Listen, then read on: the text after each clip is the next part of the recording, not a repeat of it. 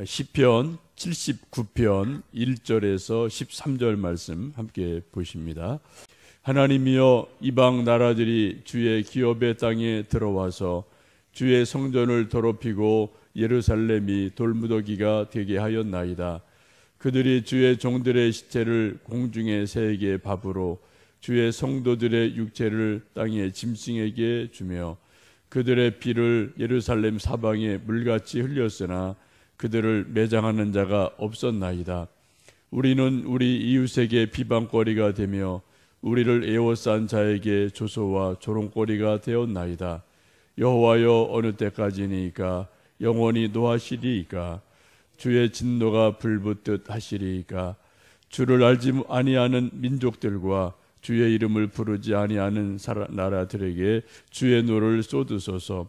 그들이 야곱을 삼키고 그의 거처를 황폐하게 함이니이다.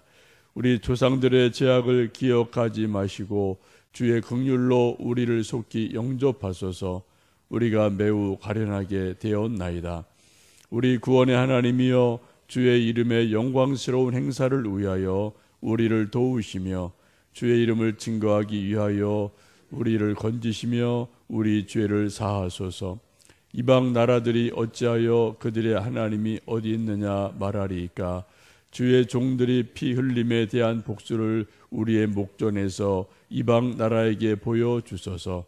갇힌 자의 탄식을 주의 앞에 이르게 하시며 죽이기로 정해진 자도 주의 크신 능력을 따라 보존하소서. 주여, 우리 이웃이 주를 비방한 그 비방을 그들의 품에 7배나 갚으소서. 우리는 주의 백성이요 주의 목장의 양이니 우리는 영원히 주께 감사하며 주의 영예를 대대에 전하리이다. 아멘. 시편 79편의 배경은 유대 민족이 바벨론의 포로로 잡혀간 때에 예루살렘이 점령이 되고 파괴가 되고 또 백성들이 수많은 죽임을 당한 그 비참한 배경을 가지고 하나님께 드리는 기도이고 슬픈 노래입니다. 1절에서 4절 말씀을 보시면 아주 그 당시 예루살렘이 얼마나 비참하게 멸망을 당하고 또 처참한 일들이 있는지를 지금 있는 그대로 노래를 하고 슬퍼하고 있죠. 우리 다시 한번 1절에서 4절 말씀이 있습니다. 하나님이여, 이방 나라들이 주의 기업의 땅에 들어와서 주의 성전을 더럽히고 예루살렘이 돌무더기가 되게 하였나이다. 그들이 주의 종들의 시체를 공중의 새에게 밥으로 주의 성도들의 육체를 땅의 짐승에게 주며 그들의 피를 예루살렘 사방에 물같이 흘렸으나 그들을 매장하는 자가 없었나이다. 우리는 우리 이웃에게 비방거리가 되며 우리를 애워싼 자에게 조소와 조롱거리가 되었나이다. 아멘. 지금 이방인들, 특별히 바벨론에 의해서 이스라엘이 유대가 철저하게 멸망한 것을 지금 아파하며 회고하고 있습니다. 하나님의 집 솔로몬 성전이 무너지고 수많은 하나님을 섬기던 도구들이 빼앗겨 가고 또 법궤도 이때 사라지게 되죠. 그것을 지키던 평화의 도성 예루살렘이 점령이 돼서 철저하게 무너져 버리고 맙니다. 돌무더기가 되고 맙니다. 우리 옛날 노래에 그런 노래가 있습니다. 황성 예터의 밤이 되니 월색만 고요해 폐허의 서린 대포를 말하여 주노라 라고 옛날 우리 고려의 성이었던 개성을 돌아보고 어떤 시인이 또 지나간 세월을 아쉬워하고 이렇게 좀 시를 짓고 노래를 불렀던 것이 있는데 그것보다 훨씬 더 비참한 모습을 지금 노래하고 회고하고 있는 거죠.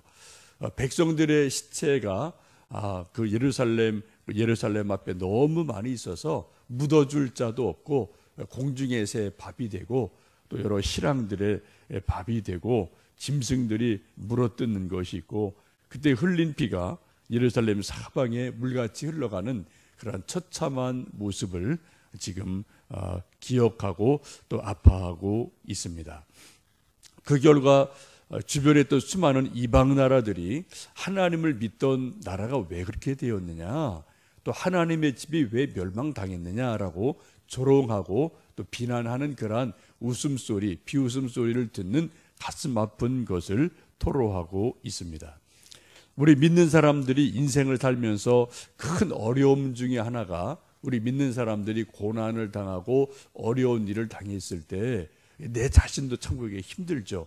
이해가 안 되는 것이 많고 또 많이 아픔이 있지만, 또 하나 어려운 것은 주변에 예수님 믿고 있는 나를 잘 알고 있는 사람들이 예수님 믿는 사람이 왜 그래? 또 예수님 믿는 집에 왜 그런 우환이 많아? 라고 뭔가 비웃는 그런 말을 할 때 우리 마음이 또 크게 아프고 무너져 내리는 것을 경험할 때가 있습니다.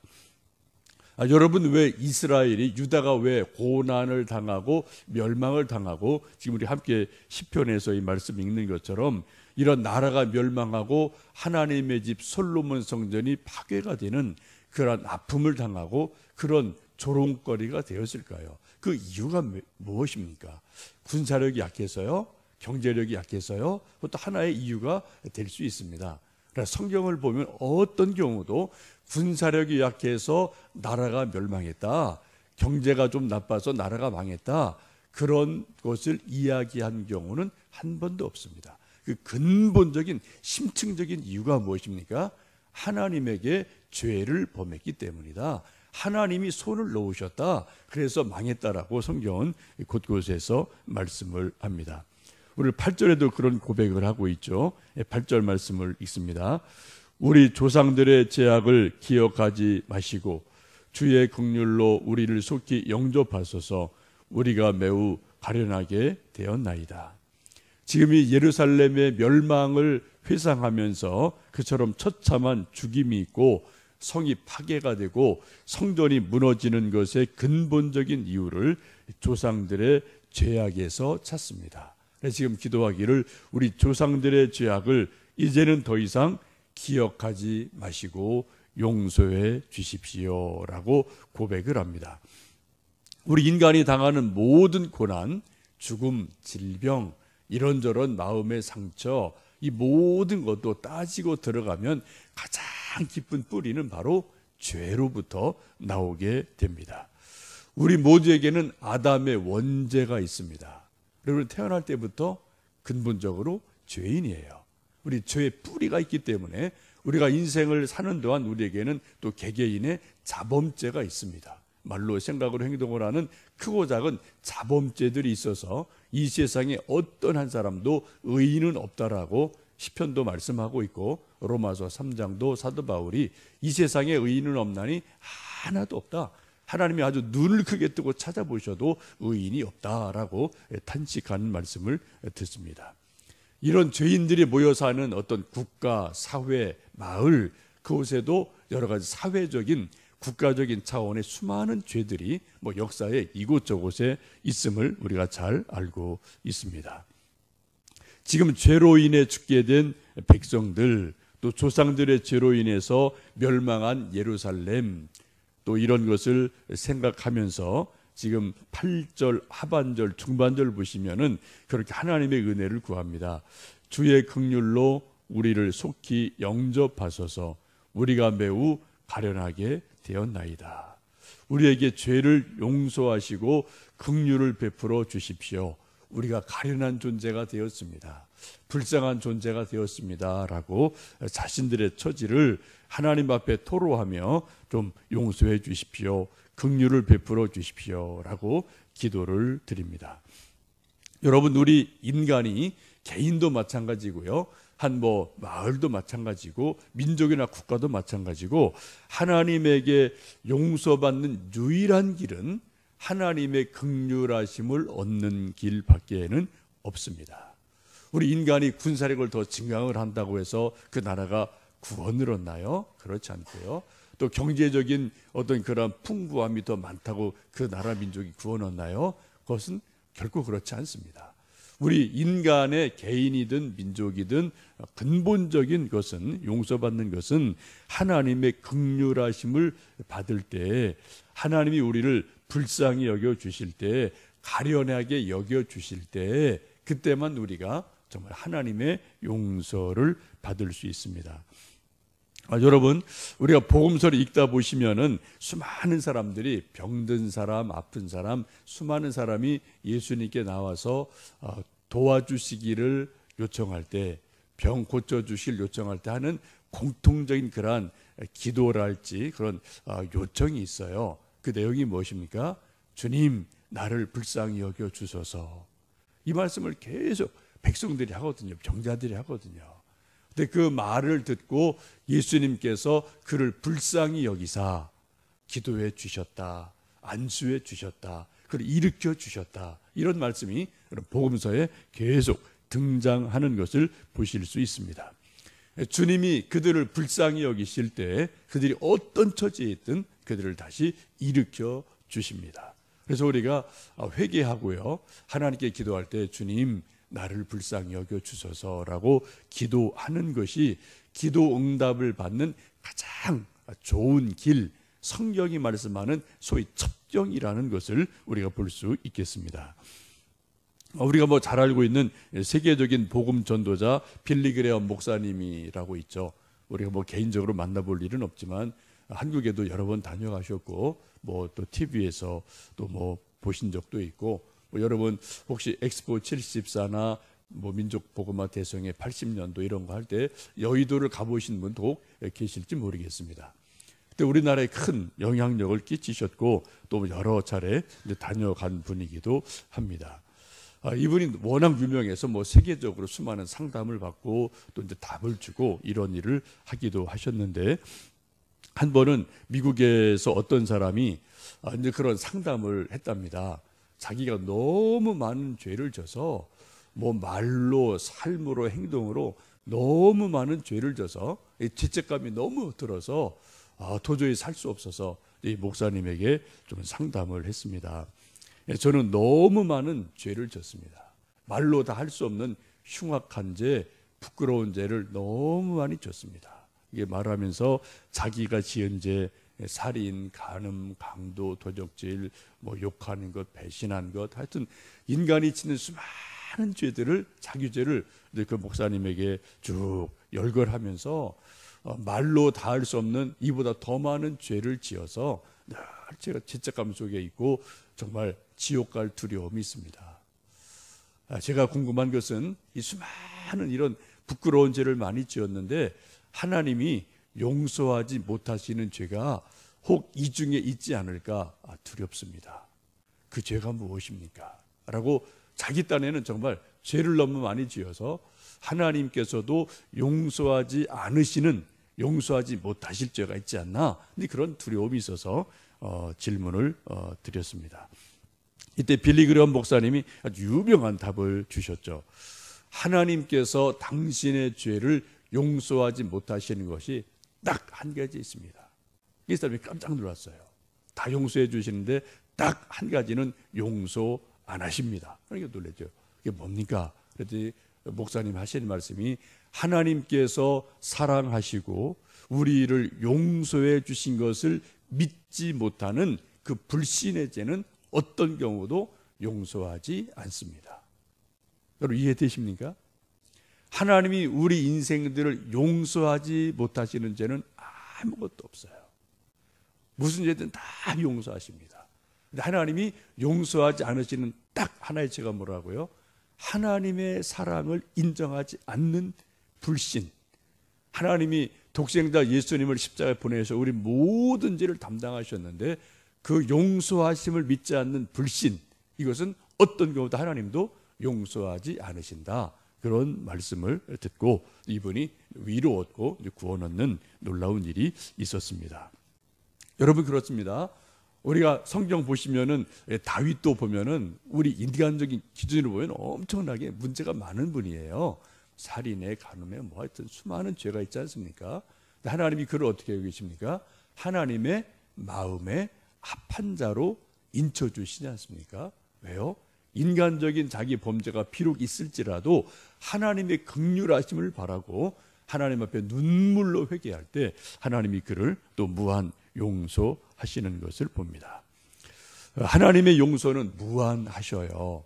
하나님께서 용서하지 못하실 죄는 이 세상에 아무것도 없습니다. 단지 하나님의 사랑과 십자가의 은혜를 믿기만 하면 우리가 용서받지 못할 것이 아무것도 없습니다. 그 전제가 있죠. 이제 그 전제가 두 가지인데, 하나는 우리가 자기 죄를 아파하며 철저하게 회개하는 것이 우리에게 필요합니다.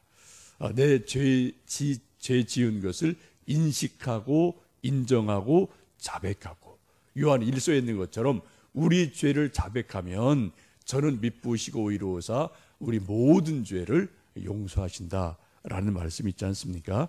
그래서 내가 내 죄를 인정하고 자백하고 회개할 때 하나님 우리 죄를 용서하십니다. 또 그것에 연결돼서 또 하나 뭐가 있습니까? 내가 다시는 죄를 짓지 아니하리라 라고 은혜를 구하고 내 스스로 죄 짓지 않기를 결심하며 믿음으로 살기를 우리가 갈망할 때, 순종의 의지가 있을 때, 그때 우리에게 온전한 죄를 용서하심이 있음을 믿습니다. 요한복음 5장에 보시면 예수님께서 38년 된 병자를 베데스다 연못에서 고쳐주신 일이 있습니다. 그리고 이제 사람들이 막 몰려드니까 예수님이 잠시 자리를 피하셨어요. 그리고 며칠 있다가 그 병 나은 사람을 다시 예수님께서 만나게 됩니다. 그 사람이 예수님 알아보죠. 예수님 그 사람을 알고 있죠.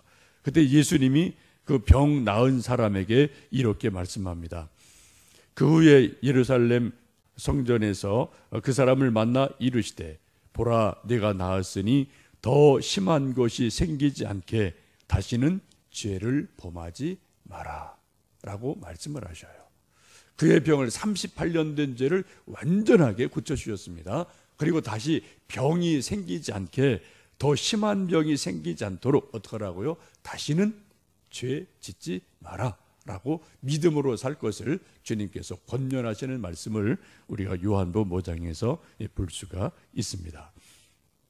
지금 이스라엘 백성들도 하나님 앞에 수많은 죄를 기억하고 특별히 조상들의 죄를 기억하며, 하나님 우리에게 긍휼을 베풀어 주십시오, 우리를 가련하게 여겨 주십시오 라고 하나님의 도움을 요청합니다.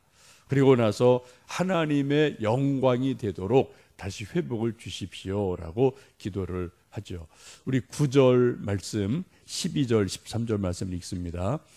우리 구원의 하나님이여, 주의 이름의 영광스러운 행사를 위하여 우리를 도우시며 주의 이름을 증거하기 위하여 우리를 건지시며 우리 죄를 사하소서. 12절, 주여 우리 이웃이 주를 비방한 그 비방을 그들의 품에 7배나 갚으소서. 우리는 주의 백성이요 주의 목장의 양이니 우리는 영원히 주께 감사하며 주의 영예를 대대에 전하리이다.